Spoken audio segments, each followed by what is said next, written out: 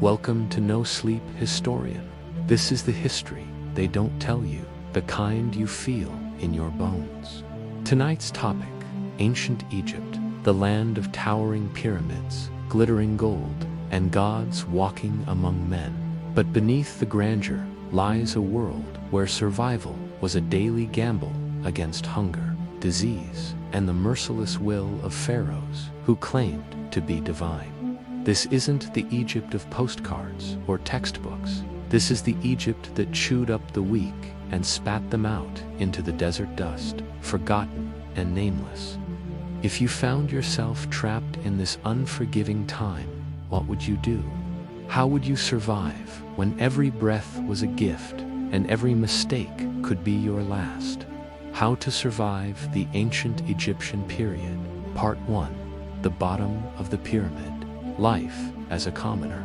The vast majority of ancient Egyptians, perhaps 90% of the population, lived as farmers, laborers, and craftsmen, scraping by under the weight of an oppressive system that viewed them as little more than human resources for the state's grand ambitions. If you found yourself born into this class between 3100 to 30 BCE, survival would depend on understanding the brutal mathematics of ancient Egyptian society. Everything you produced belonged ultimately to Pharaoh, and your life's value was measured entirely by your ability to contribute to his divine kingdom. Your day would begin before dawn, in a mud brick house shared with your extended family, animals, and likely several generations of relatives. The single room served as bedroom, kitchen, workshop, and stable. Privacy was a luxury that didn't exist for commoners. You'd wake to the sound of grinding grain, a task that consumed hours daily and wore down teeth with sand and grit that contaminated every meal. Your wife or mother would already be at the grinding stone, preparing the flatbread that formed 70% of your diet. Water came from the Nile or irrigation canals, but it was never clean. Parasites, bacteria, and disease lurked in every drink. You'd learn to let water settle and strain it through cloth, but waterborne illness remained a constant threat. Many families lost children to diarrheal diseases before their 5th birthday. The lucky ones developed some immunity. The unlucky ones died young or lived with chronic intestinal problems that sapped their strength. The agricultural calendar ruled your existence. During the inundation season, when the Nile flooded the land, you might find temporary work on construction projects or be conscripted for labor on royal monuments. This wasn't optional. The state could demand 120 days of unpaid labor annually. You'd haul stones, dig canals, or build temples while surviving on rations barely sufficient to prevent starvation. The growing season meant endless labor in waterlogged fields. You'd guide primitive plows pulled by cattle, plant seeds by hand, and maintain irrigation channels.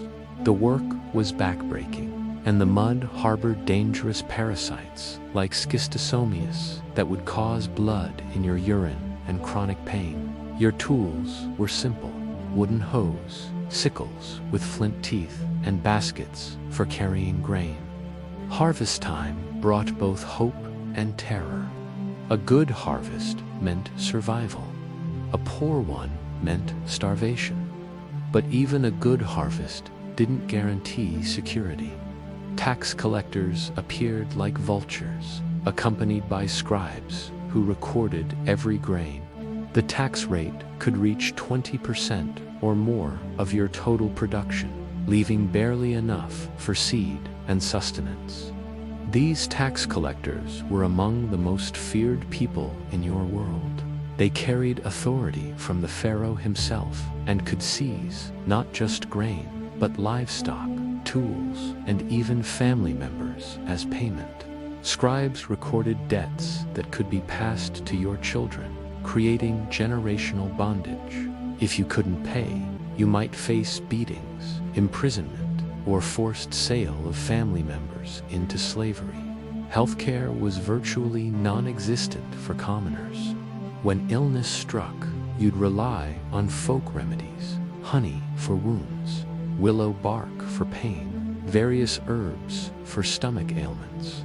Local wise women might know some effective treatments, but serious injuries or diseases were often death sentences.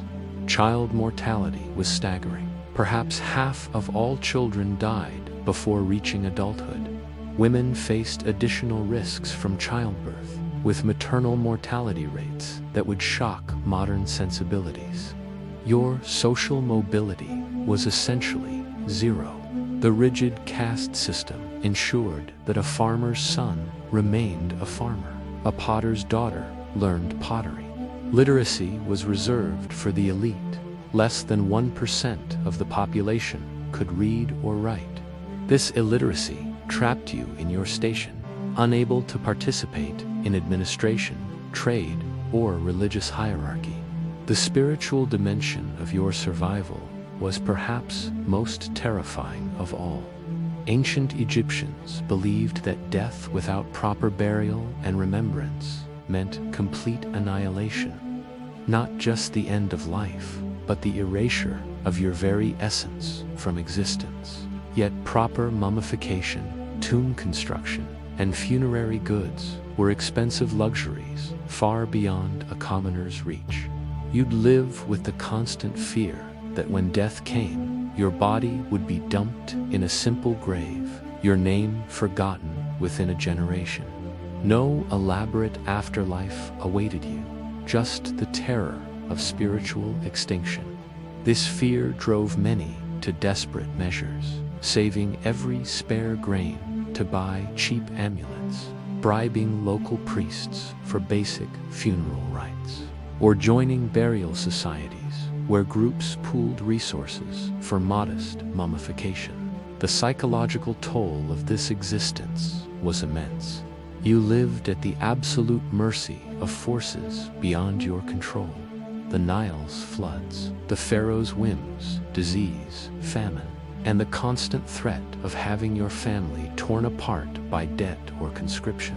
Your children might be taken for royal projects, your spouse sold to pay taxes, your hard-earned harvest seized by officials. Yet somehow, millions of ancient Egyptians endured this existence for millennia. They developed coping strategies, extended family networks that shared resources during crises, secret stores of grain hidden from tax collectors, knowledge of edible plants that could supplement meager diets during famines. They found meaning in religious festivals, comfort in family bonds, and hope in the belief that their suffering served the cosmic order that kept Egypt stable. Survival as a commoner meant mastering the art of invisibility, working hard enough to avoid punishment, but not so productively that you attracted unwanted attention from officials. It meant knowing when to resist and when to submit, when to help neighbors, and when to protect your own family first. Most of all, it meant accepting that your individual life mattered little in the grand scheme of Pharaoh's divine kingdom, while still fighting desperately to preserve whatever dignity and security you could carve out for yourself and your loved ones. Part 2: Surviving Famine and Drought. When the Nile turns against you. Ancient Egypt's prosperity depended entirely on the Nile's annual flood cycle, making famine an ever-present existential threat that could transform the world's most advanced civilization into a death trap within months. Archaeological records and ancient texts document several catastrophic famines, including the devastating 7-year famine around 2180 BCE that contributed to the collapse of the Old Kingdom. Understanding how to survive these periods meant the difference between life and death for millions. The early warning signs were subtle but critical to recognize. Experienced farmers could predict a low flood by observing the Nile's color and current speed in early summer. A greenish tint instead of the usual reddish-brown indicated insufficient sediment, meaning weak floods from the Ethiopian highlands. Smart families would begin preparing immediately, eating less, preserving every scrap of food, and gathering wild plants while they were still available. Your first survival priority was creating hidden food stores. Official granaries belonged to the state and would be emptied first to feed the army and bureaucracy. You'd need secret caches scattered across multiple locations, buried pots sealed with beeswax, grain hidden in false walls, dried fish stored in forgotten corners of storage buildings. The key was diversification. Never put all resources in one place that could be discovered and confiscated. Water management became equally crucial during drought years. Wells that functioned during normal floods would run dry. You'd need to identify backup water sources, hidden springs, deep pools that persisted when canals dried up, or locations where you could dig shallow wells to reach groundwater. Learning to purify questionable water through boiling or filtering through sand and charcoal could prevent waterborne diseases that killed many during famines. Rationing required mathematical precision that most illiterate farmers had to master through desperate necessity. A typical person needed about 2,000 calories daily to maintain health. But during famines, you might have to survive on 800 to 1,000 calories for months or years. This meant carefully portioning grain into daily allocations, mixing food with non-nutritious fillers like clay or sawdust to create psychological satisfaction, and timing meals to maintain energy for essential work. The underground economy that emerged during famines operated through barter systems that completely bypassed official currency. Precious items like jewelry, tools, or even furniture could be traded for food. You'd need to identify trusted traders who wouldn't report your activities to authorities. Women often managed these networks, using their social connections and mobility within domestic spheres to arrange secret exchanges. Food theft became a survival skill requiring careful planning and extreme caution. Granaries were heavily guarded, but opportunities existed. Grain that fell from transport boats, crops growing in abandoned fields, or supplies from caravans passing through your area. The key was taking only small amounts that wouldn't be noticed, never stealing from neighbors who might retaliate, and always having plausible explanations for any food you possessed. Wild food sources could supplement stored provisions, but required extensive botanical knowledge. Papyrus roots were edible when properly prepared.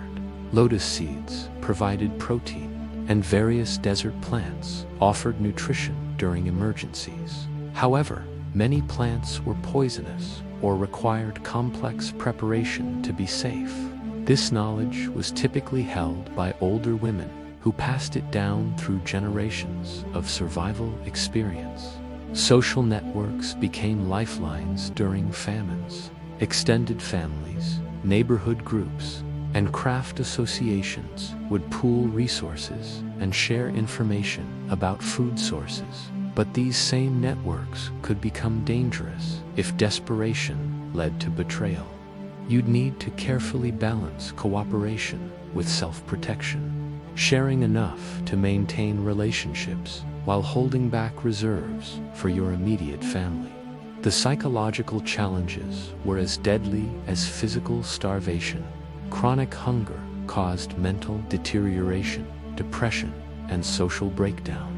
Families would abandon children they couldn't feed. Marriages would dissolve under stress, and previously peaceful communities would turn violent. Maintaining mental health required focusing on immediate, achievable goals. finding today's meal, completing essential tasks, preserving core family relationships. Starvation patrols represented one of famine's most terrifying aspects. Government forces would search for hidden food stores, interrogate suspected hoarders, and confiscate private reserves for redistribution to essential personnel. These patrols had authority to search homes, torture suspects, and execute those caught with unauthorized food supplies. Avoiding them required intelligence networks that warned of approaching officials, carefully concealed storage methods, and prepared explanations for any food found in your possession. Migration became necessary when local resources were completely exhausted, but movement during famines was extremely dangerous. Bandits preyed on desperate travelers. Foreign territories might kill Egyptian refugees to protect their own resources, and the desert journey itself could be fatal. Successful migration required careful planning, identifying destinations with better conditions, organizing group travel for protection, and carrying enough supplies for the journey without attracting bandits. Children and elderly family members faced the highest mortality during famines. Difficult decisions about resource allocation were unavoidable. Feeding the young meant hope for family continuance, but caring for elders preserved crucial survival knowledge. Many families made heartbreaking choices to abandon the weakest members, though this decision carried enormous psychological and social costs. The aftermath of famines brought additional challenges. Social order had broken down, debts had accumulated, and the physical infrastructure of daily life needed rebuilding. Survivors faced stigma from actions taken during desperate times, property disputes over abandoned land, and the challenge of resuming normal life after years of crisis survival. Recovery required rebuilding both physical and social resources. Hidden seed stores became crucial for replanting crops. Surviving animals needed care to rebuild herds, and community relationships required repair after the betrayals and conflicts of famine years. The knowledge gained from surviving one famine became essential preparation for the inevitable next crisis, as Egypt's dependence on the Nile ensured that drought and famine would return cyclically throughout history. Part 3: The Pharaoh's Will. Navigating political and religious power. In ancient Egypt, Pharaoh wasn't simply a king. He was a living god whose divine authority permeated every aspect of existence. This theocratic system created a political landscape where survival depended on understanding the complex hierarchies, religious obligations, and bureaucratic mechanisms that translated divine will into earthly power. One wrong move, one perceived slight against the god-king or his representatives could result in imprisonment, mutilation, or death. The concept of Mat, cosmic order, truth, and justice formed the ideological foundation of pharaonic rule. Pharaoh maintained Mat through his divine connection to the gods, particularly Ra, the sun god. This meant that opposing Pharaoh wasn't just treason, it was cosmic rebellion that threatened the universe's fundamental stability. Understanding this religious framework was essential for survival, as it explained why even minor infractions could be punished with extreme severity. The bureaucratic pyramid that implemented pharaohs will consisted of multiple layers, each with its own opportunities and dangers. At the top stood the vizier, Pharaoh's chief minister, who controlled access to the god-king and managed the kingdom's daily operations. Below him were nomarchs, district administrators, and local officials who directly controlled commoners' lives. Each level demanded respect, tribute, and unquestioning obedience. Corruption was endemic throughout this system, creating both opportunities and threats. Officials expected bribes for favorable treatment, but offering bribes to the wrong person or in the wrong amount could be interpreted as attempted corruption of divine authority. The key was understanding local customs and power relationships. A small gift of grain to a local scribe might ensure fair tax assessment, while a similar gift to a high priest could be seen as insulting his dignity.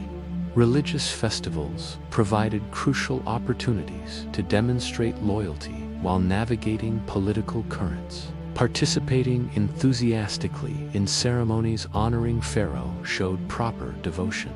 But participation had to be genuine. Officials were skilled at detecting false piety. These festivals also created temporary social mixing, where commoners could observe political dynamics, gather intelligence about policy changes, and identify rising or falling officials. Palace coups and succession crises created particularly dangerous periods when survival required careful neutrality. Supporting the wrong claimant to the throne could result in execution, confiscation of property, or forced labor. The safest strategy was maintaining low visibility during political transitions, avoiding public statements about succession, and being prepared to demonstrate loyalty to whoever emerged victorious. Forced conscription for royal building projects was one of Pharaoh's most direct impacts on commoner survival. The construction of pyramids, temples, and royal tombs required massive labor forces that were recruited through obligations. While these projects weren't necessarily death sentences, contrary to popular belief, workers were generally fed and housed. The work was dangerous, the conditions harsh, and absence from your farm could mean family starvation. Military conscription presented different challenges. Pharaoh's armies needed soldiers for campaigns in Nubia, the Levant, and Libya. Military service offered opportunities for advancement through bravery and loot from successful campaigns, but also high mortality rates from combat, disease, and the hardships of desert warfare. Avoiding conscription required careful management. Appearing too healthy might attract military recruiters, but being obviously sick could lead to punishment for avoiding royal service. Legal survival required understanding Egypt's complex court system. Pharaoh was the ultimate judge, but practical justice was administered through local courts headed by magistrates appointed by royal authority. These courts handled everything from property disputes to criminal accusations. Commoners could theoretically appeal to higher courts, even to Pharaoh himself. But the practical challenges of accessing higher authority meant most legal matters were decided locally. False accusations were a constant threat in a system where informants were rewarded and suspicion was endemic. Neighbors might accuse you of tax evasion, religious impiety, or disloyalty to settle personal grudges or claim rewards. Protecting yourself required maintaining good relationships with local officials, having witnesses to your activities, and understanding the legal procedures that could protect your rights. The priesthood represented both opportunity and danger for commoners. Priests controlled access to the gods and managed vast temple estates that employed thousands of workers. Gaining favor with local priests could provide economic opportunities, spiritual protection, and political connections. However, priests were also enforcers of religious orthodoxy who could denounce unorthodox beliefs or practices to secular authorities. Temple politics were particularly complex because religious authority often conflicted with administrative power. During certain periods, like the reign of Akhenaten, religious reforms created dangerous political divisions. Commoners had to navigate between traditional religious practices that local priests expected and new official doctrines that Pharaoh imposed. The wrong choice could lead to accusations of heresy or sedition. Women faced additional challenges in navigating political power structures. While Egyptian women had more rights than their counterparts in other ancient civilizations, they were still excluded from most official positions and religious roles. Women's political survival often depended on relationships with powerful men, fathers, husbands, or sons who could provide protection and advocacy within male-dominated systems. Economic policies implemented through royal decree could devastate commoner families overnight. Changes in tax rates, new labor obligations, or shifts in trade policy might be announced through royal proclamations that offered no appeal or accommodation. Survival required flexibility and advanced preparation. Maintaining diverse income sources, keeping portable assets, and being prepared to relocate if local conditions became untenable. The cult of personality surrounding Pharaoh demanded constant public demonstrations of devotion, failing to show proper respect when royal processions passed. Not participating in required religious observances or even expressing doubt about royal policies could be interpreted as disloyalty.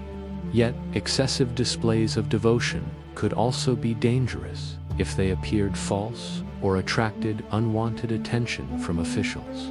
Regional variations in how royal authority was implemented created additional complexity.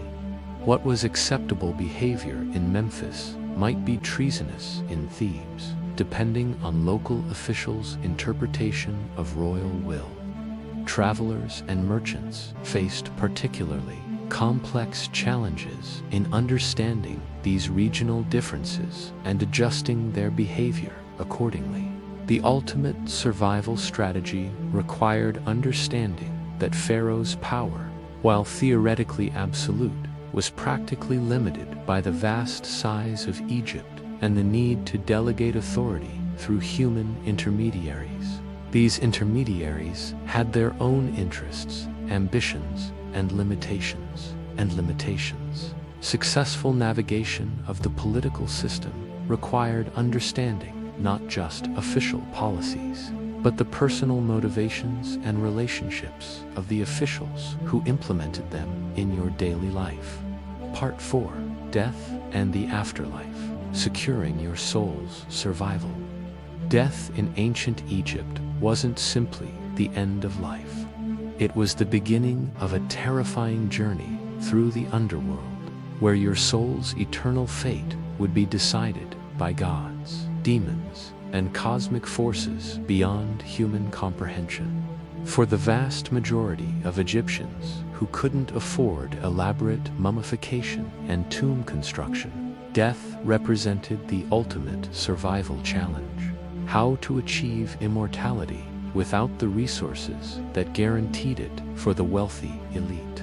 The Egyptian conception of the soul was complex, involving multiple spiritual components that each faced different dangers after death. Your Ka needed continued nourishment through food offerings. Your Ba had to navigate the underworld's perils, and your Ak required proper transformation to join the blessed dead. Understanding these concepts was crucial for taking the limited steps available to ensure spiritual survival. Mummification, despite popular misconceptions, wasn't automatically available to commoners. The elaborate 70-day process reserved for royalty and nobles cost more than most families earned in several lifetimes. However, cheaper preservation methods existed that could still protect your body for the afterlife journey. Natural desiccation in the desert sand, simple wrapping in linen treated with natron salt, or basic evisceration could preserve remains long enough for spiritual purposes. The key was understanding that the gods cared more about intention and proper ritual than expensive materials. A poor family that followed correct procedures with simple materials had better afterlife prospects than wealthy individuals who ignored religious requirements. This knowledge was carefully guarded by priests who profited from expensive funeral services, but could be learned through observation and community networks. Finding natron salt for body preservation was one practical challenge commoners could solve. Natural natron deposits existed in the Wadi Natron Valley, and smaller quantities could be purchased from traders or extracted from certain lake beds during dry seasons. The salt needed to be pure and properly blessed. But this process didn't require priestly intervention if you understood the correct prayers and rituals. Grave goods didn't need to be elaborate to serve their spiritual purpose. Simple pottery vessels filled with food, basic jewelry, or even model tools made from clay could provide what your soul needed in the afterlife. The critical element was ensuring these items were properly consecrated through the correct prayers and rituals. Many families created their own Shabdi figures from simple materials rather than purchasing expensive carved statues. The Book of the Dead, despite its imposing name, wasn't a single text, but a collection of spells and prayers that could be adapted to different economic circumstances. Wealthy individuals had personalized versions written on papyrus and placed in their tombs, but commoners could memorize key passages or have abbreviated versions painted on wooden tablets or pottery shards. The essential spells for passing through underworld dangers could be learned and passed down orally through families. Burial location was crucial for afterlife security, but challenging for poor families. Formal cemeteries were expensive and might be reserved for the elite, but alternative options existed. Family burial plots on ancestral land, communal cemeteries organized by craft guilds or neighborhoods, or even carefully chosen desert locations could provide appropriate resting places if properly consecrated. The opening of the mouth ceremony was perhaps the most critical ritual for afterlife survival, as it enabled the deceased to breathe, speak, and eat in the next world, while elaborate versions required expensive tools and priestly participation. Simplified versions could be performed by family members using basic implements. The key was understanding the correct sequence of actions and prayers that activated the deceased's spiritual faculties. Tomb security was a major concern, even for modest burials. Grave robbers sought valuable items, but might also disturb the body in ways that could damage afterlife prospects. Protective strategies included choosing concealed burial locations, using decoy graves to misdirect thieves, or organizing community watch systems where families took turns protecting burial areas. The Judgment of the Dead in the Hall of Two Truths represented the ultimate test of afterlife survival. Here, your heart would be weighed against the feather of mat while you recited the negative confession, a list of sins you claimed never to have committed. Preparation for this moment required lifelong attention to moral behavior and memorization of the correct declarations of innocence. The negative confession included 42 declarations corresponding to different aspects of mat, such as, I have not stolen, I have not killed, and I have not committed adultery. While wealthy individuals could hire priests to perform magical rituals that supposedly guaranteed passage through judgment, commoners had to rely on actual moral behavior and accurate memorization of the required declarations. Understanding the geography of the underworld was essential for navigating its dangers. The Duat contained rivers of fire, demons with knives, and gates guarded by fierce deities who would devour souls lacking proper passwords. Maps of this spiritual landscape were included in expensive books of the dead, but simplified versions could be learned through religious instruction or community storytelling traditions. Family obligations to the dead created ongoing survival challenges for the living.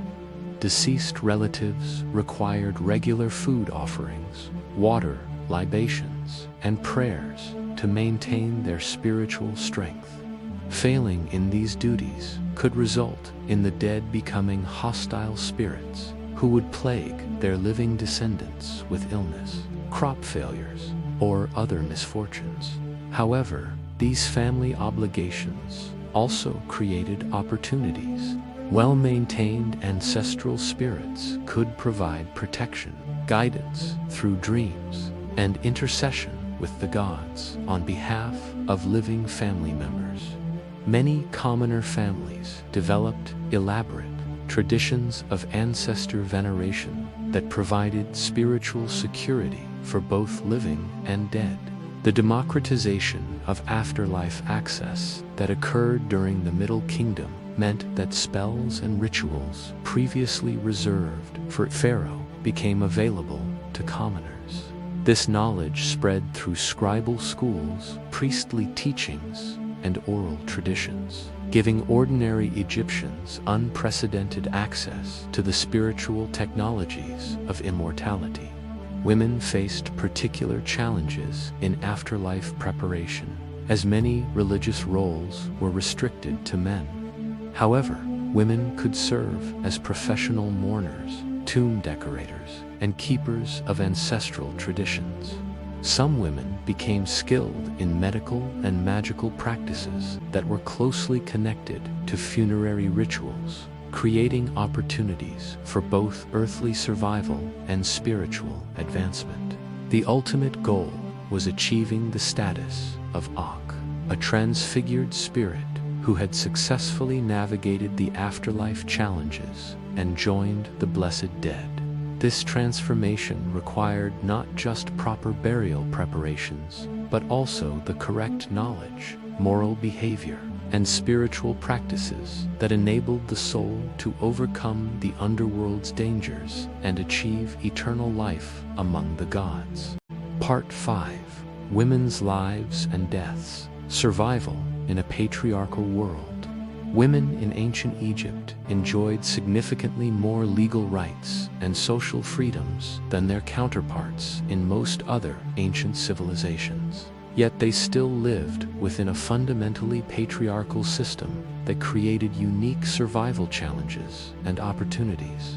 A woman's life was shaped by her relationships to men, father, husband, sons, while simultaneously offering paths to power and influence that were unavailable to women in Greece, Mesopotamia, or other contemporary societies.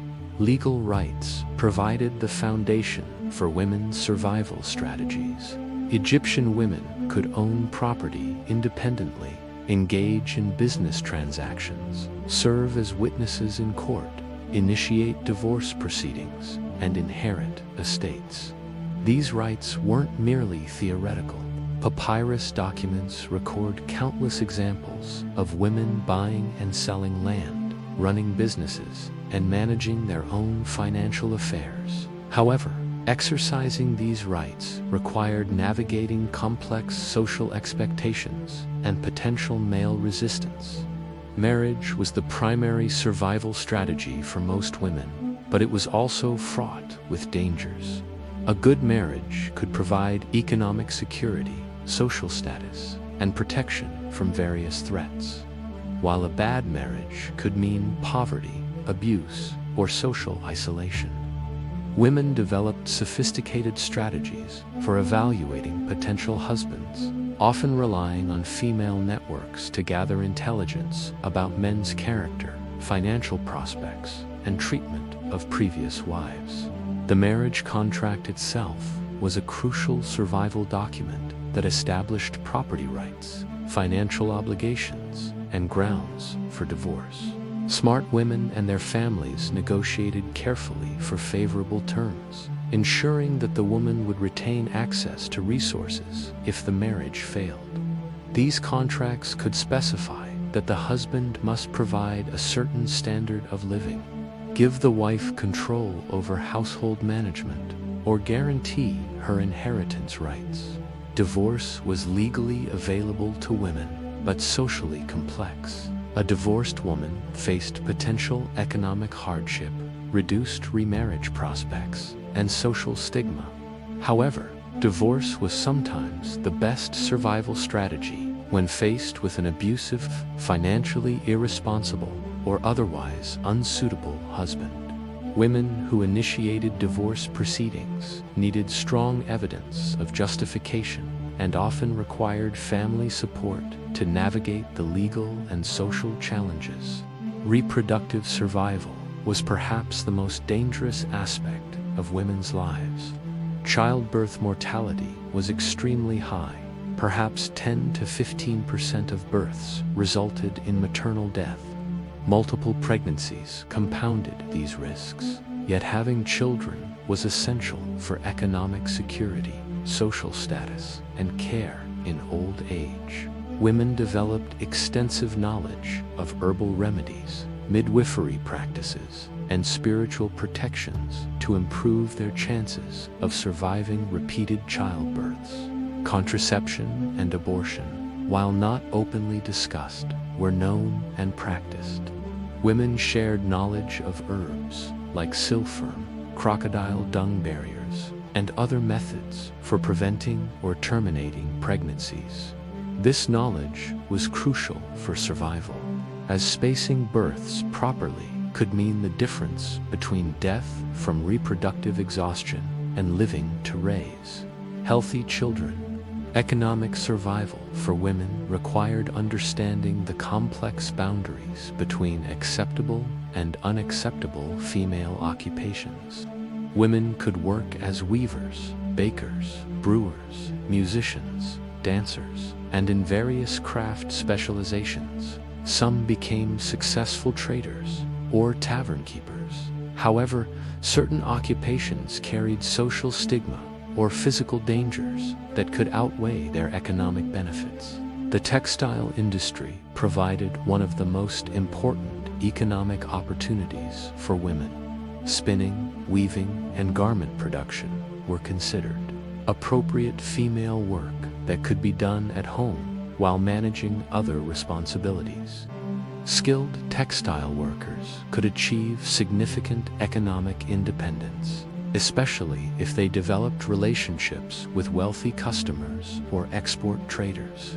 Religious roles offered another avenue for female survival and advancement.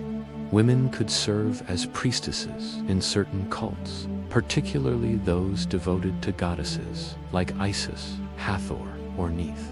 These positions provided income, social status, and protection from various secular dangers. Some priestesses accumulated significant wealth and influence, though the most powerful religious positions remained reserved for men. Healthcare and magic represented specialized knowledge areas where women could achieve respect and economic independence. Midwives, herbalists, and magical practitioners provided essential services that were often beyond male expertise. These roles required extensive training and carried both opportunities and risks. Successful healers could become wealthy and influential, but failed treatments might lead to accusations of poisoning or malevolent sorcery. Accusations of witchcraft represented one of the most serious survival threats facing women. Egyptian magic was widely practiced and generally accepted, but the line between helpful magic and harmful sorcery could be arbitrarily drawn by accusers with ulterior motives. Women with knowledge of herbs, healing, or spiritual practices had to be careful not to attract suspicion, especially during times of social stress when scapegoats were sought for unexplained misfortunes. Domestic violence was a reality that women had to navigate carefully. While Egyptian law theoretically protected women from abuse, practical enforcement was inconsistent. Women developed networks of mutual support, strategies for de-escalating conflicts, and knowledge of when and how to seek help from family or legal authorities. Some women learned to fight back effectively, but this carried risks of escalating violence or social condemnation. Widowhood could be either liberation or disaster, depending on the woman's age, resources, and family situation. Young widows with children faced particular challenges, as they needed to balance economic survival with protection of their offspring. Older widows with established property and adult children might achieve unprecedented independence and authority within their families. Elite women faced different survival challenges than commoners, but they were no less real. Court politics, succession disputes, and shifting royal favor could destroy even the most powerful women overnight. Royal wives and daughters had to navigate complex relationships with Pharaoh, rival family members, and ambitious courtiers while maintaining their positions and protecting their children's inheritance rights. The harem system, while providing security for some women, also created intense competition and potential dangers. Women in royal harems competed for the pharaoh's attention, advanced their sons' succession claims, and formed complex alliances with court factions. Success could mean enormous power and wealth, but failure might result in exile, imprisonment, or execution. Women's networks were crucial survival mechanisms that operated parallel to formal male power structures. These networks shared information about everything from childbirth techniques to market prices, from dangerous men to political developments. Women who isolated themselves from these networks were significantly more vulnerable to various threats. Old age presented particular challenges for women, who were more likely than men to outlive their spouses and face economic insecurity. Survival required careful cultivation of relationships with adult children, accumulation of property that could provide income in later years, and maintenance of skills or knowledge that remained valuable despite physical decline. The afterlife posed unique challenges for women, whose spiritual status was often defined by their relationships to male family members. However, women could achieve independent spiritual power through religious devotion, magical knowledge, or moral behavior. Some women became powerful spirits after death, receiving worship and offerings from later generations who sought their intercession with the gods. Part 6: Disease, Injury, and Healing. Fighting invisible enemies. Medical survival in ancient Egypt meant battling an array of diseases, injuries, and health threats with a limited arsenal of treatments that combined practical medicine, religious healing, and magical practices. Without understanding of germ theory, antibiotics, or modern surgical techniques, Egyptians faced mortality rates that would horrify contemporary observers. Yet they developed surprisingly sophisticated approaches to diagnosis, treatment, and prevention that enabled civilization to flourish despite constant health challenges. The disease environment of ancient Egypt was particularly harsh, due to the Nile's dual nature as both life-giver and disease vector. The river's annual floods created perfect breeding conditions for mosquitoes carrying malaria, while irrigation canals harbored parasites like schistosomiasis that infected nearly everyone who worked in the fields. Contaminated water supplies spread cholera, dysentery, and typhoid, while close quarters with domestic animals facilitated transmission of zoonotic diseases. Understanding the symptoms and progression of common diseases was crucial for survival. Malaria announced itself through recurring fevers, chills, and weakness that could last for months or years. Schistosomiasis caused blood in urine and chronic pain that Egyptians accepted as normal parts of adult life. Eye infections, promoted by dust, flies, and contaminated water, led to widespread blindness that forced families to develop support systems for visually impaired members.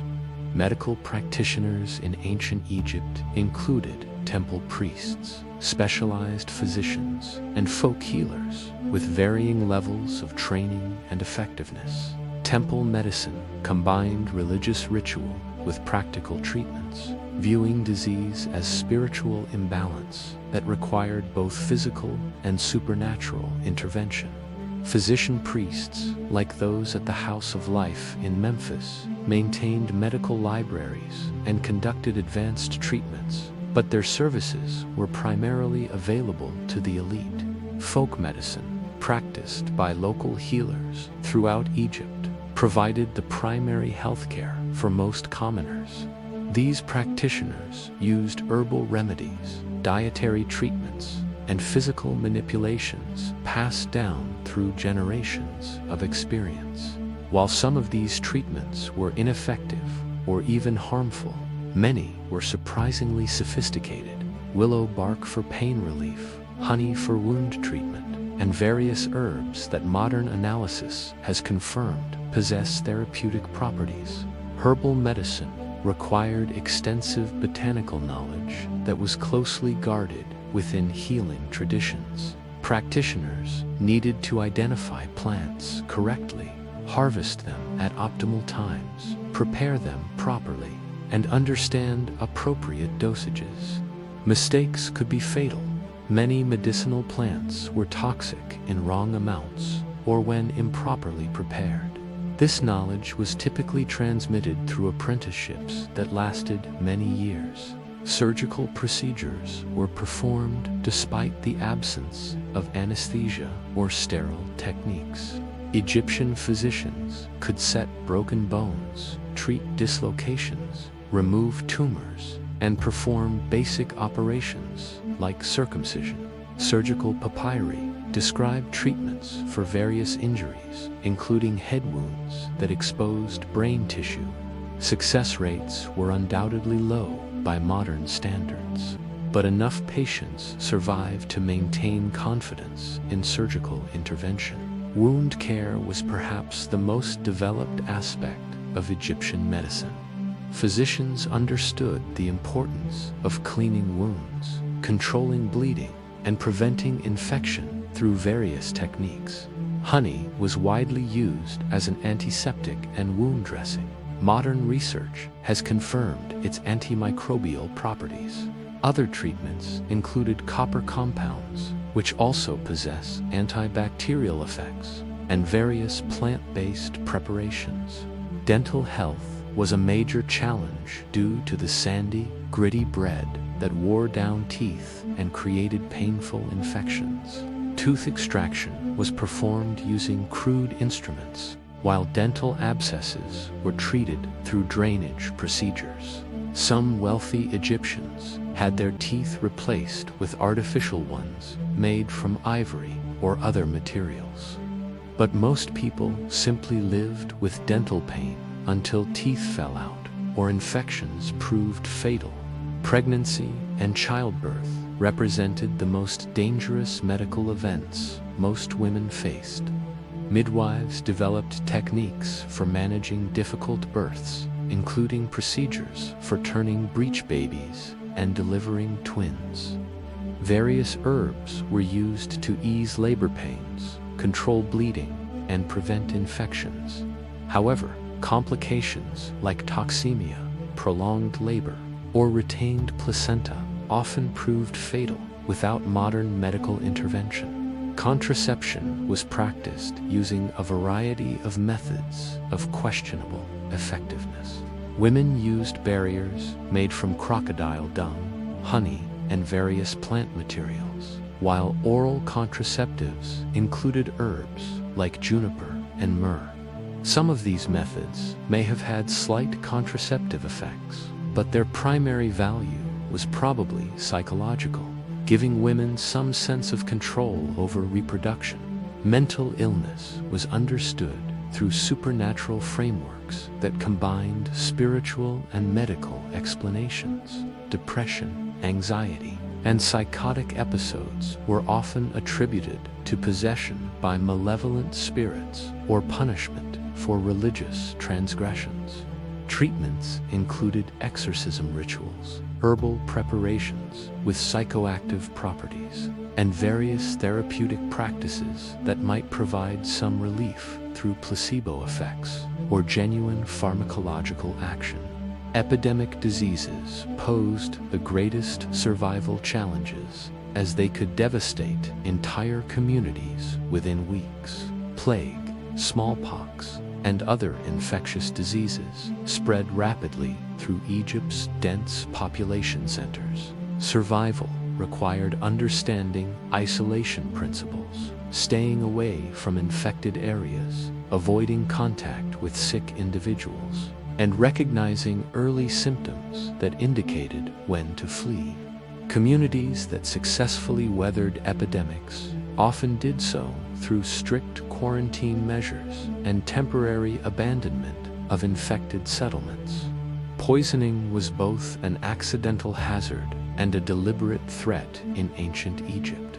Accidental poisonings occurred from misidentified plants, spoiled food, or contaminated water sources. Deliberate poisoning was a tool of assassination and revenge that required knowledge of antidotes and preventive measures. Common poisons included various plant alkaloids, snake venoms, and mineral compounds like arsenic, which was available from certain ores. Occupational hazards created specific health risks for different professions. Miners faced lung diseases from dust and cave-ins. Metal workers suffered from heavy metal poisoning, and farmers dealt with parasites and injuries from agricultural tools. Understanding these occupational risks and developing protective practices was essential for long-term survival in various trades. The concept of contagion was poorly understood, but Egyptians recognized that certain diseases could spread between people. This led to practices like isolating the sick, burning belongings of plague victims, and avoiding contact with bodies of those who died from certain illnesses. While the theoretical framework was incorrect, many of these practices were effective in reducing disease transmission. Magical medicine operated alongside practical treatments and was considered equally important for healing. Amulets were worn to prevent disease, spells were recited during medical procedures, and magical practitioners diagnosed illnesses through divination techniques. While modern medicine might dismiss these practices as superstition, they provided psychological comfort and may have promoted healing through placebo effects and reduced stress. The medical papyri that survive from ancient Egypt reveal sophisticated diagnostic techniques and treatment protocols that were remarkably advanced for their time. The Edwin Smith Papyrus describes surgical procedures in detail, while the Ebers Papyrus contains hundreds of medical recipes and treatments. However, access to this knowledge was limited to elite practitioners, leaving most people dependent on folk remedies and local healers. Preventive medicine was understood primarily through dietary and lifestyle recommendations. Physicians recognized that certain foods could prevent or treat diseases, that exercise was beneficial for health, and that environmental factors affected wellness. Wealthy Egyptians followed elaborate dietary regimens designed to maintain health and prevent illness, while commoners had to make do with whatever preventive measures they could afford. The integration of religion and medicine meant that healing was never purely secular. Prayers, offerings, and ritual purifications were considered essential components of treatment. Temples served as hospitals where sick individuals could seek both divine intervention and practical medical care. The god Imhotep, deified physician of the Old Kingdom, became the patron of healers and was invoked in medical treatments throughout Egyptian history. Part 7. Crime and Punishment. Avoiding the death sentence. The ancient Egyptian legal system was brutal by modern standards, with punishments designed to maintain social order through fear and public spectacle. Understanding which crimes carried death sentences, how accusations were investigated, and what legal protections existed could mean the difference between life and death for anyone caught in the judicial system's machinery. Capital crimes in ancient Egypt included treason against Pharaoh, tomb robbery, adultery, murder, and rebellion against state authority. However, the definition of these crimes was often broad and could be interpreted to include relatively minor offenses if they were deemed threats to social stability. Speaking against Pharaoh, even in private conversation, could be construed as treason if reported by informants. Tomb robbery was particularly severely punished because it was seen as both theft and sacrilege that threatened the cosmic order. The penalty was typically death by impalement, preceded by torture to extract information about accomplices and hidden loot. Given the wealth contained in tombs and the poverty of most Egyptians, tomb robbery was a constant temptation that required careful risk assessment and extreme caution to avoid detection. Murder was punishable by death, but the investigation process was complex and allowed for various defenses: self-defense, defense of family, and killing in the heat of passion might result in reduced sentences. However, premeditated murder, poisoning, or killing of social superiors invariably resulted in execution. The method of execution varied: beheading for nobles, hanging or impalement for commoners. Adultery laws were heavily biased against women. A woman caught in adultery could be executed along with her lover, while men faced lesser penalties for extramarital relationships. This double standard created survival challenges for women, who had to be extremely careful about their reputations and associations with men. False accusations of adultery were also used as weapons in personal disputes or property conflicts. The informant system was one of the most dangerous aspects of Egyptian criminal justice. Neighbors, servants, and even family members were encouraged to report suspicious activities to authorities. Rewards were offered for information leading to convictions, creating incentives for false accusations. Survival required careful management of personal relationships and awareness of who might benefit from reporting you to authorities. False accusations were common and could be devastating even if ultimately disproven. The investigation process itself was traumatic, involving interrogation, possible torture, and social stigma that could persist even after acquittal.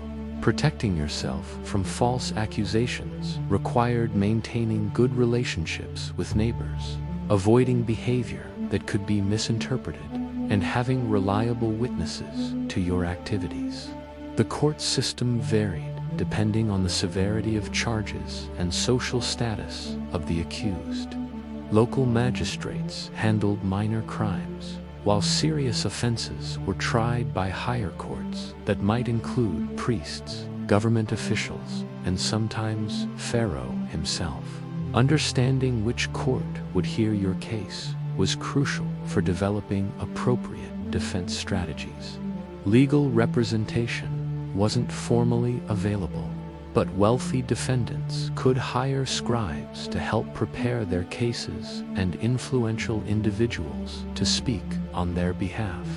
Commoners had to represent themselves or rely on family members and community leaders for support.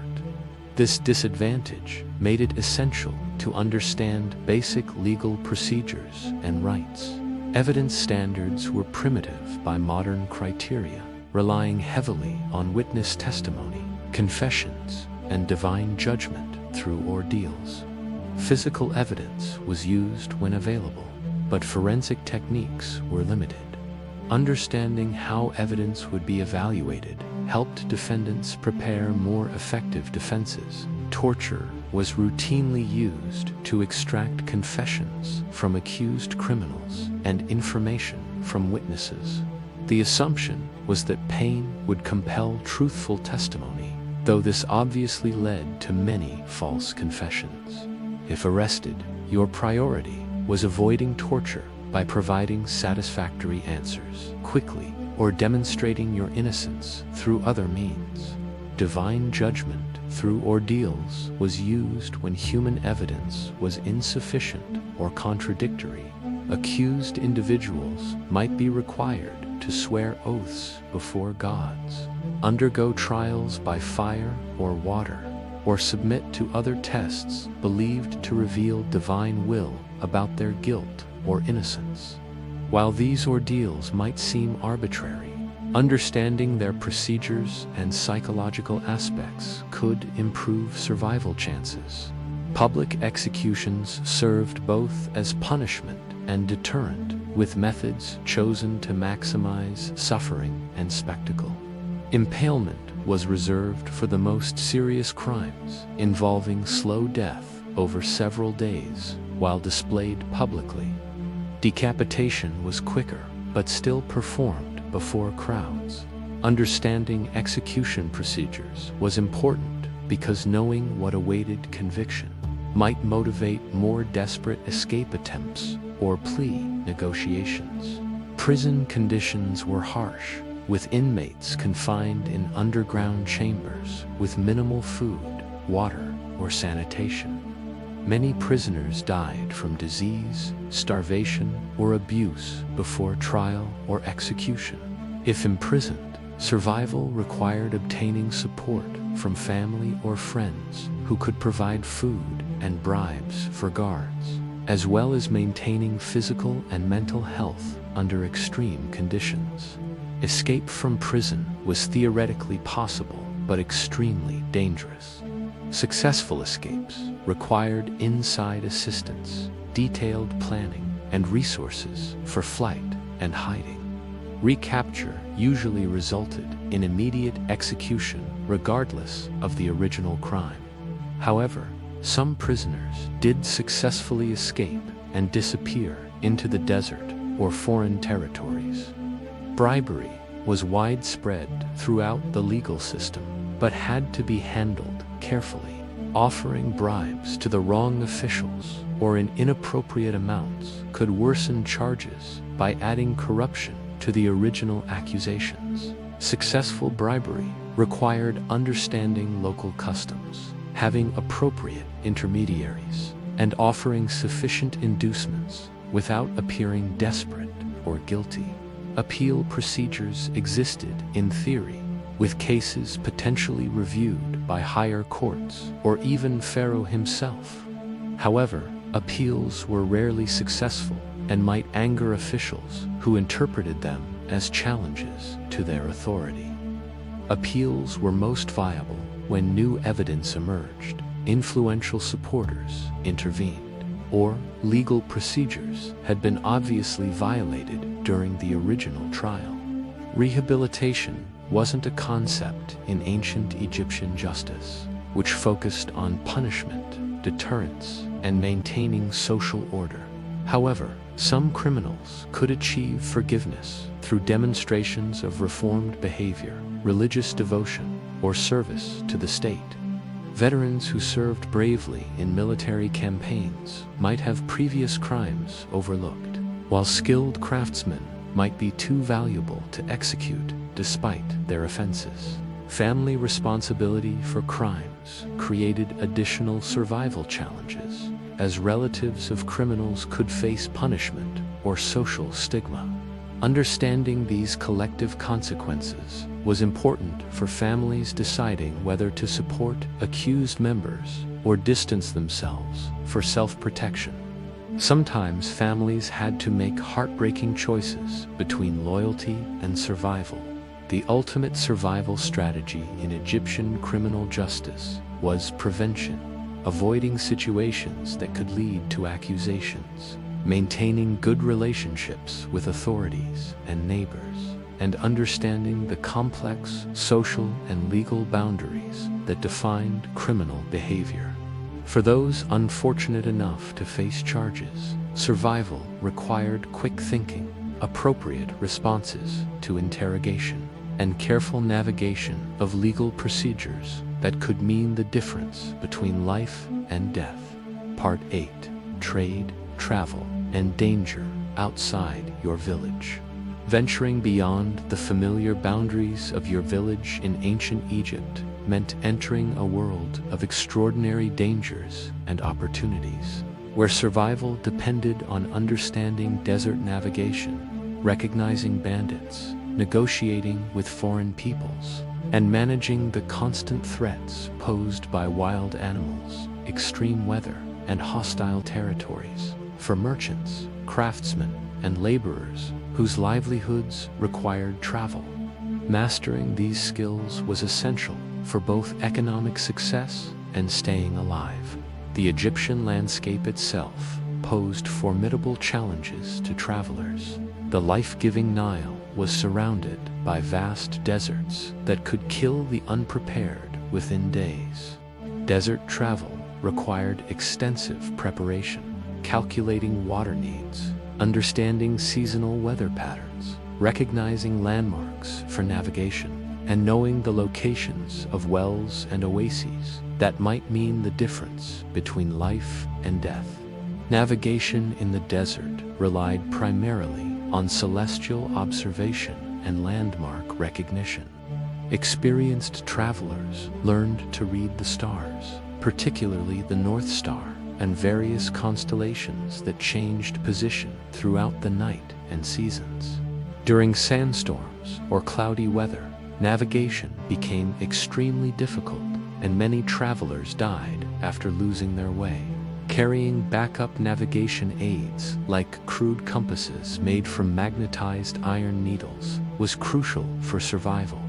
Water management was the most critical aspect of desert survival. Natural water sources were scarce and often contaminated with salt or harmful minerals that could cause illness or death. Travelers needed to know how to purify questionable water through boiling, filtration, or settling techniques. Emergency water could sometimes be extracted from certain desert plants. But this knowledge was specialized, and mistakes could be fatal. Wild animals presented constant threats to travelers. Lions and leopards hunted in the desert margins, while crocodiles and hippos made river travel dangerous. Venomous snakes and scorpions could kill with single bites or stings, and their ability to hide in camping equipment or water sources made vigilance essential. Understanding animal behavior patterns, seasonal migration routes, and protective measures could prevent deadly encounters. Bandits were perhaps the most dangerous human threat facing travelers. These groups, often composed of desert nomads, displaced farmers, or escaped criminals, survived by raiding trade caravans and isolated travelers. They possessed intimate knowledge of desert terrain, water sources, and caravan routes that gave them significant advantages over victims. Successful bandit leaders could command groups of dozens or even hundreds of followers. Protecting yourself from bandits required multiple strategies. Traveling in large, well-armed groups provided security through numbers, but also made caravans more visible and valuable targets. Smaller groups could move more quietly, but were vulnerable if discovered. Some travelers hired professional guards or negotiated protection payments with known bandit groups, essentially paying tribute for safe passage through their territories. Diplomatic skills were essential for dealing with foreign peoples encountered during travel. Egypt's borders brought travelers into contact with Nubians to the south, Libyans to the west, and various Levantan peoples to the east.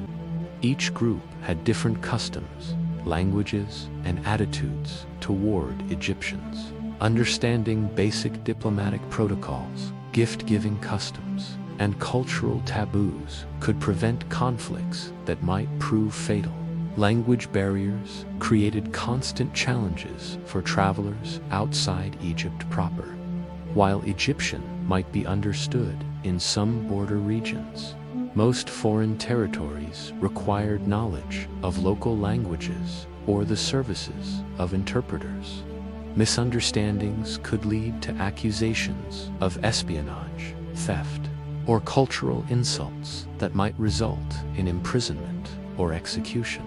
Trade goods selection required balancing profit potential against transport difficulties and security risks. Valuable items like gold, precious stones, or exotic spices offered high profits but attracted bandits and required additional security measures. Bulky goods like grain or pottery were safer but harder to transport and less profitable. Understanding foreign market demands and seasonal price fluctuations was crucial for successful trading.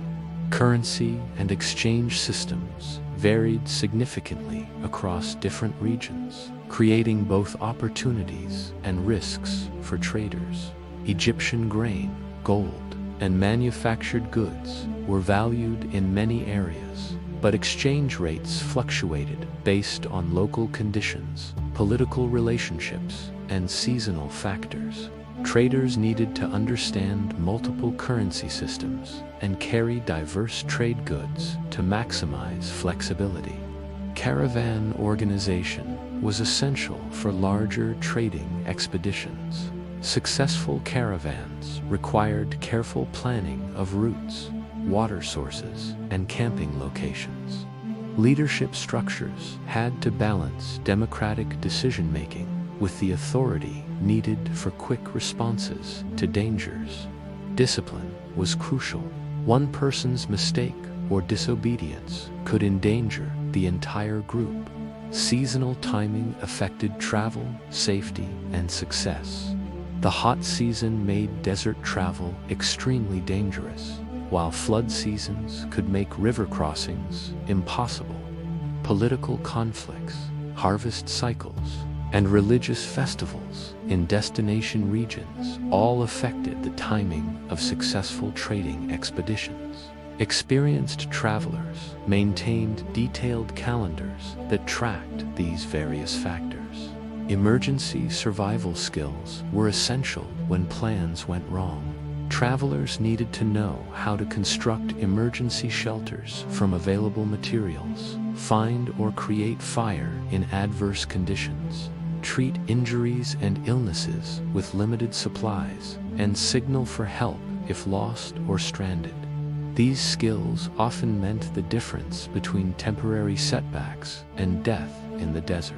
Border crossing procedures varied depending on political relationships between Egypt and neighboring territories.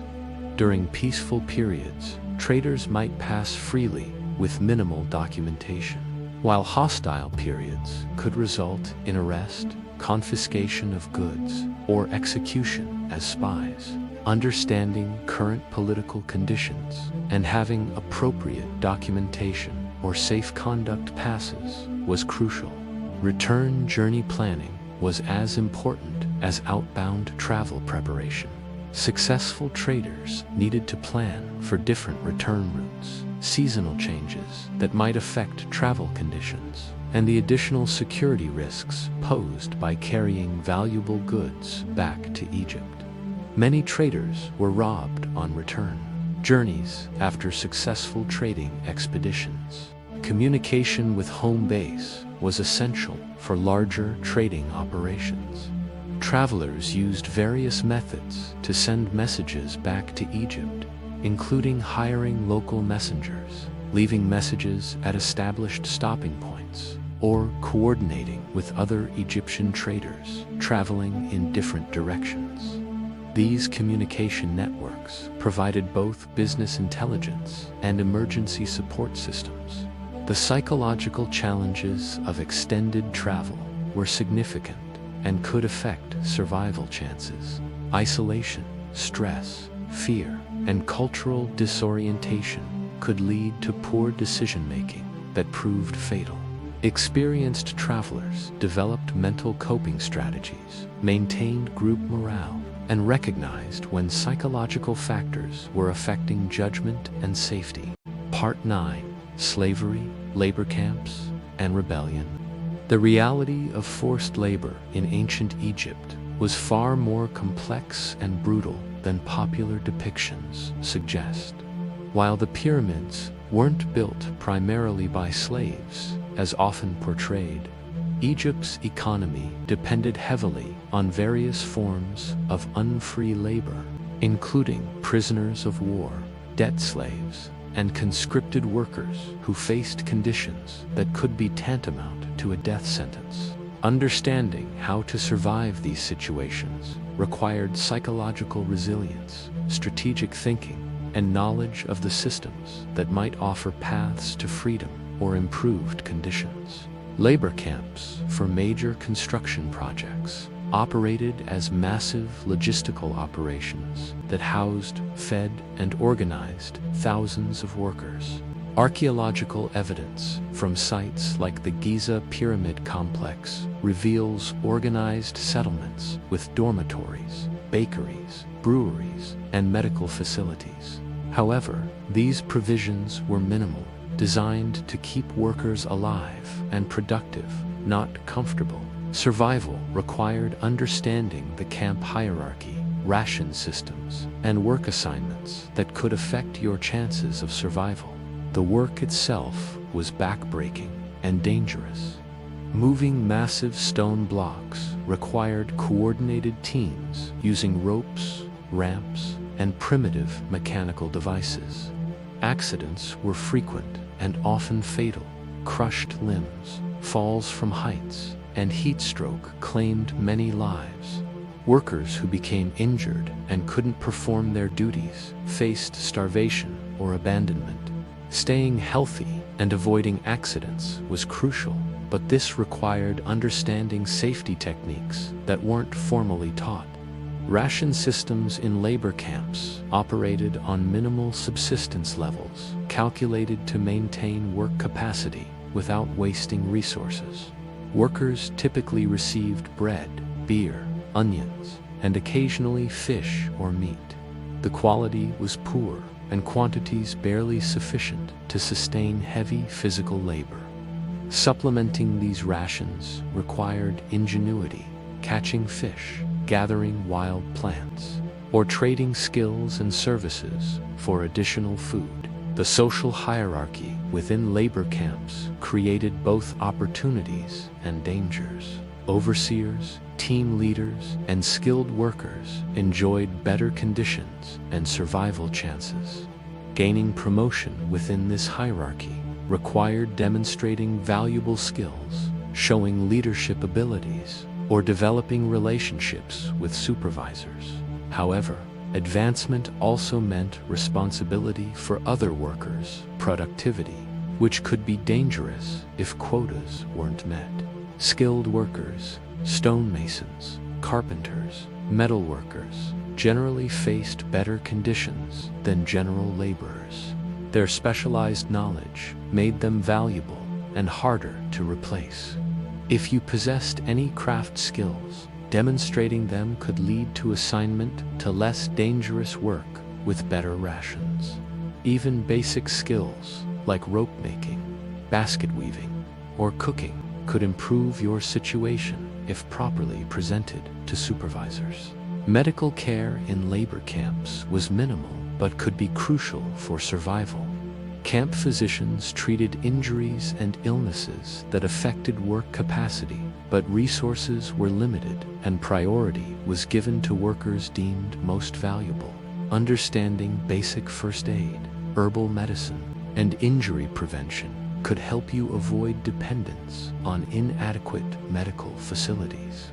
Escape from labor camps was theoretically possible, but extremely difficult and dangerous. Camps were usually located in remote areas with limited water sources and hostile terrain.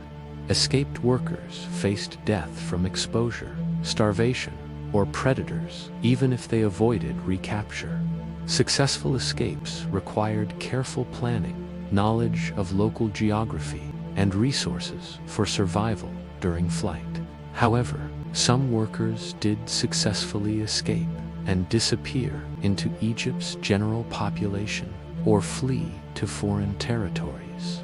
These escapes typically involved insider help, detailed knowledge of guard routines, and careful timing to coincide with favorable conditions like sandstorms or religious festivals when security might be relaxed. Organized resistance within labor camps was rare but not unknown. Workers occasionally coordinated work slowdowns, sabotage, or other forms of protest against intolerable conditions. However, collective action was extremely dangerous, as authorities responded with mass punishments that could include executions, reduced rations, or assignment to even more dangerous work. Individual resistance required more subtle approaches. Workers learned to appear busy while conserving energy, to malinger convincingly when work became unbearable, and to avoid drawing attention from supervisors. These survival strategies required psychological sophistication, appearing compliant while maintaining inner resistance that preserved dignity and hope. Debt slavery affected many Egyptians who couldn't meet tax obligations or loan payments. Unlike prisoners of war, debt slaves sometimes retained limited rights and possibilities for eventual freedom through payment or service completion. Understanding the legal framework governing debt slavery could help individuals navigate these situations and work toward eventual liberation.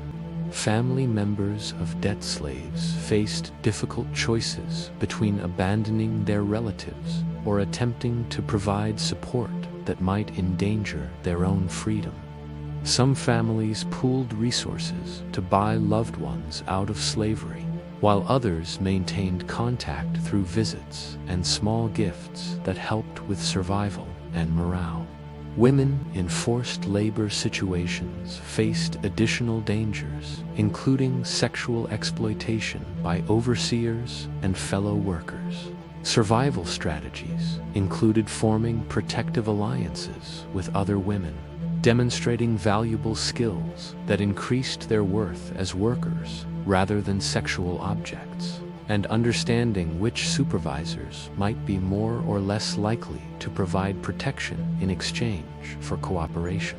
Religious and cultural practices provided psychological survival mechanisms for enslaved workers, maintaining connections to Egyptian religious traditions, observing festivals when possible, and preserving cultural identity helped workers endure dehumanizing conditions. These practices also created networks of mutual support among workers from similar backgrounds. The economic value of skilled slaves sometimes created opportunities for improved conditions or even eventual freedom. Slaves who demonstrated valuable abilities might be assigned to less harsh work, given supervisory responsibilities, or eventually freed if their skills became essential to their owner's operations. Understanding how to present and develop your value as a worker was crucial for long-term survival. Seasonal variations in construction work created different survival challenges and opportunities. During flood seasons, when agricultural work was impossible, labor camps swelled with conscripted farmers who might be more sympathetic to your situation. Conversely, peak construction seasons brought increased pressure for productivity and longer working hours that tested physical endurance. Political changes could dramatically affect conditions in labor camps. New pharaohs sometimes declared amnesties, construction projects might be abandoned or redirected, and shifts in foreign policy could affect the treatment of prisoner-of-war slaves. Staying informed about political developments through networks of information within camps could help workers anticipate changes that might affect their survival chances. The psychological toll of forced labor was immense, with many workers succumbing to despair, madness, or suicide. Maintaining mental health required finding meaning in daily survival, preserving hope for eventual freedom, and developing relationships that provided emotional support. Workers who could maintain their psychological resilience had significantly better chances of physical survival and eventual liberation. Part 10. The Legacy of Survival. Remembering or being erased. The ultimate survival challenge in ancient Egypt extended far beyond physical death. It was the terrifying prospect of complete erasure from history, memory, and cosmic existence. In a civilization obsessed with eternal remembrance, being forgotten meant not just the end of your earthly life, but the annihilation of your very essence from the universe. Understanding how to ensure your legacy, achieve remembrance, and avoid the fate of countless millions whose names have vanished forever represented the final and most crucial survival strategy. Social mobility in ancient Egypt, while limited, did exist and could dramatically affect your chances of being remembered. The rare individuals who rose from humble origins to positions of importance, scribes who became administrators, soldiers who earned land grants, craftsmen who gained royal patronage, had vastly better prospects for memorial survival than those who remained in their birth circumstances. Understanding the pathways to advancement and the skills that might attract elite attention was crucial for legacy survival. Literacy was perhaps the most powerful tool for ensuring remembrance, as it allowed individuals to record their own stories and achievements. The tiny percentage of Egyptians who could read and write had immense advantages in creating lasting records of their existence. Even basic literacy, the ability to write your own name and a few key facts about your life, could dramatically improve your chances of historical survival through inscriptions, documents, or monuments. Family strategies for remembrance involved multiple generations working together to preserve ancestral memory. Successful families maintained genealogical records, preserved family stories through oral tradition, and invested in monuments or inscriptions that recorded multiple generations. These family memory projects required sustained effort and resources over decades or centuries, but could successfully preserve individual names and achievements for millennia. Religious preservation of memory operated through various mechanisms that could extend beyond individual family resources. Participating in religious communities, contributing to temple projects, or gaining recognition from priestly hierarchies could result in inclusion in religious records that were carefully maintained over centuries. Some individuals achieved remembrance through religious devotion rather than wealth or political power. Professional achievements that contributed to Egyptian civilization had better chances of preservation than purely personal accomplishments. Architects, engineers, artists, and craftsmen who worked on significant projects sometimes had their names recorded alongside their creations. Understanding how to associate your work with important projects and ensure proper attribution could provide paths to remembrance for skilled individuals. Geographic factors affected memorial survival significantly. Monuments and inscriptions in major population centers like Memphis or Thebes had better preservation chances due to continuous occupation and maintenance, while those in remote areas might survive through accidental preservation in desert conditions. Choosing locations for memorial activities required understanding these preservation probabilities. Economic strategies for memorial survival involved accumulating sufficient resources to fund monuments, inscriptions, or other permanent records. This might require sacrificing immediate comfort or security to save money for memorial purposes. Some families spent generations accumulating resources for single major memorial projects that would preserve their lineage in perpetuity. Artistic and cultural contributions offered alternative paths to remembrance for individuals without great wealth or political power. Musicians, storytellers, and artists who created works that became part of Egyptian cultural tradition achieved a form of immortality through their contributions to civilization.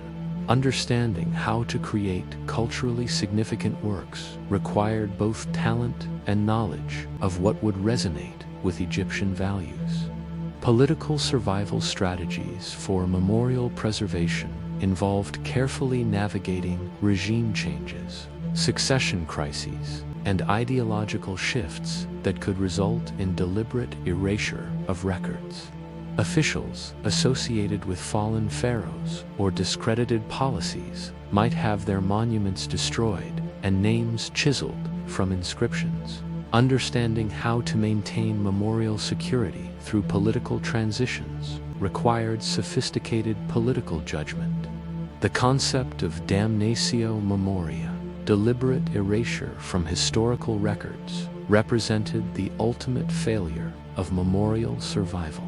This punishment was reserved for individuals deemed so dangerous or offensive that their very memory posed threats to social order.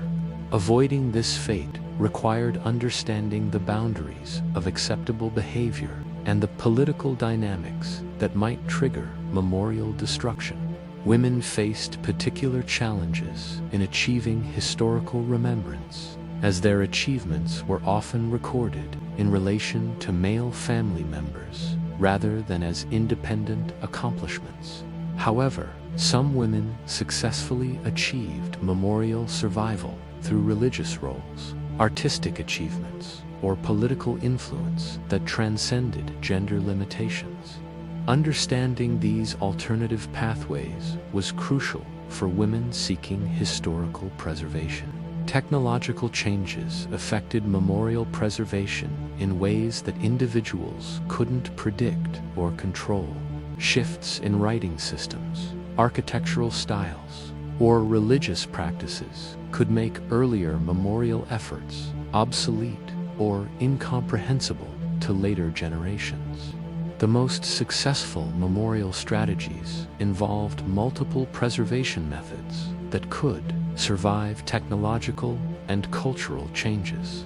Foreign conquest posed existential threats to memorial survival, as new rulers might systematically destroy records of previous civilizations or reinterpret them to serve new political purposes. Understanding how to create memorial records that could survive conquest required thinking beyond immediate Egyptian political context to consider what might appeal to or survive under foreign rulers. Archaeological accident has preserved many names and stories that were never intended for historical survival. Astraca, with casual notes, everyday documents, and informal inscriptions that provide intimate glimpses into individual lives. Understanding that even modest memorial efforts might achieve unexpected preservation could encourage individuals without great resources, to attempt some form of record keeping. The democratization of memorial culture that occurred during various periods of Egyptian history created opportunities for broader social participation in historical preservation. During certain dynasties, memorial practices previously reserved for the elite became available to middle-class individuals who could afford modest monuments or inscriptions. Collective memory preservation through community participation offered alternatives to individual memorial strategies. Individuals who contributed to community projects, participated in local religious activities, or served their neighborhoods might achieve remembrance through collective rather than personal records. Understanding how to integrate personal memorial goals with community activities could provide more sustainable preservation strategies. The ultimate irony of memorial survival was that many of the most successful strategies required accepting that individual. Remembrance was less important than contributing to the broader cultural legacy that would preserve Egyptian civilization itself. The anonymous craftsmen who built temples, the unnamed farmers who fed the population, and the forgotten soldiers who defended the kingdom all contributed to the civilization that has fascinated humanity for millennia. Modern archaeological discoveries continue to recover names and stories from ancient Egypt, meaning that memorial survival extends far beyond what ancient Egyptians could have imagined. Individuals whose names disappeared from historical consciousness for millennia are being rediscovered through modern excavation and scholarship, suggesting that memorial survival operates on temporal scales that transcend any individual planning or intention. The lesson of memorial survival in ancient Egypt was that, while individual remembrance was difficult to achieve and impossible to guarantee, contributing meaningfully to the civilization, culture, and human knowledge that would outlast any individual life offered the best chance of achieving the immortality that all Egyptians desperately sought. In the end, the greatest survival strategy was not preserving your own name, but helping to create something worthy of preservation that would carry the essence of your contribution forward through time.